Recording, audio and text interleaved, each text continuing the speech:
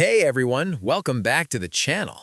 Today we are diving into a story that has just broken, and it is sending shockwaves through Europe and beyond, because Poland has made a decisive move to start producing anti-personnel landmines again for the first time since the Cold War. And this is not just some minor adjustment, this is a major escalation in how Poland views the threat coming from Russia. Picture this. Just a few days ago, on December 17th, Deputy Defense Minister Pawel Zalewski sat down with reporters and confirmed what many had suspected. Poland is going full steam ahead with production of these controversial weapons, and the plan is to deploy them along the eastern border with Belarus and the Russian enclave of Kaliningrad as part of this huge defensive project called East Shield. Now, to understand why this is happening, we have to go back a bit. Poland, like many countries, signed the Ottawa Convention back in the late 90s. That treaty banned the use, stockpiling, production, and transfer of anti-personnel landmines, and it was a big deal after the Cold War, a way to make the world safer from these indiscriminate weapons that kill and maim civilians long after conflicts end. Poland even destroyed its stockpiles, over 1 million mines gone by the mid-2000s. But fast forward to today, and the security landscape has completely changed. Russia's full-scale invasion of Ukraine in 2022 flipped everything upside down. Suddenly, countries on NATO's eastern flank are staring at a neighbor that has shown it is willing to use force to redraw borders. And Poland, being right there, sharing borders with both Russia and Belarus, which is basically Moscow's closest ally, feels the heat more than most. So, in August this year, Poland kicked off the formal process to withdraw from the Ottawa Treaty. It takes 6 months to complete, so by February 2026, they will be free to produce and use these mines again. And Zalewski made it clear they need large quantities as soon as possible. The state-owned company Belma, which already makes other types of mines, is gearing up to ramp production way up, potentially to millions of units for the East Shield program.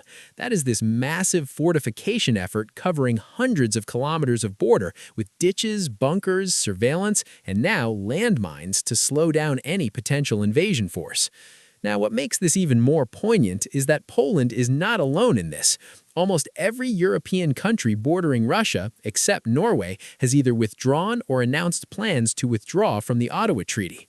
Finland, Lithuania, Latvia, Estonia, they are all in the same boat, citing the same reason: the changed security environment thanks to Russia's actions in Ukraine and beyond. Russia itself never signed the treaty, neither did the United States or China, so they have been using or stockpiling these weapons all along. And in Ukraine, both sides have accused each other of deploying anti-personnel mines, which has made the battlefield even more deadly for soldiers and civilians alike. Zalewski pointed out that Ukraine is also in the process of withdrawing from the treaty to better defend itself, and Poland sees supporting Ukraine as absolutely crucial because, as he put it, the real security line for Poland and Europe is right there on the Russia-Ukraine front. If Ukraine falls, the pressure shifts directly to Poland and the Baltics. So excess production could go to Ukraine or other NATO allies like the Baltic states who have shown interest. This is about solidarity in the face of a common threat. But let's talk about the human side, because this decision is not without controversy. Anti-personnel landmines are banned for a reason. They do not distinguish between a soldier and a child playing in a field. They linger in the ground for decades, causing horrific injuries and making land unusable. There are campaigns that won Nobel Prizes for pushing the Ottawa Treaty, and now seeing countries pull out feels like a step backward to many human rights groups. Yet, from Poland's perspective, this is about survival. They look at what Russia has done in Ukraine, the hybrid attacks on the Belarus border with migrants weaponized by Minsk, the constant provocations in Kaliningrad, and they say we cannot afford to have our hands tied when the other side plays by different rules. The East Shield is not just mines, it is a comprehensive layered defense meant to make any aggression too costly to attempt, and landmines are seen as a cheap, effective way to channel enemy forces into kill zones where defenders have the advantage. Now, looking ahead, what does this mean for the future? Well, production could start as early as next year once the withdrawal is official, and deployment along the border would follow. But this could escalate. Russia will surely see it as provocative, and it might push Moscow to reinforce its side too. On the global stage, it weakens the Ottawa Treaty further, at a time when landmines are still claiming lives in conflicts around the world. Yet, for NATO's eastern members, this is pragmatic realism. They are preparing for the worst while hoping diplomacy and deterrence prevent it. And with Donald Tusk's government pushing hard on military spending, Poland is positioning itself as the bulwark of Europe's east.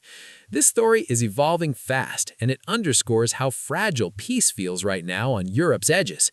If Poland and its neighbors are going to these lengths, it tells you the level of fear and determination driving their policies.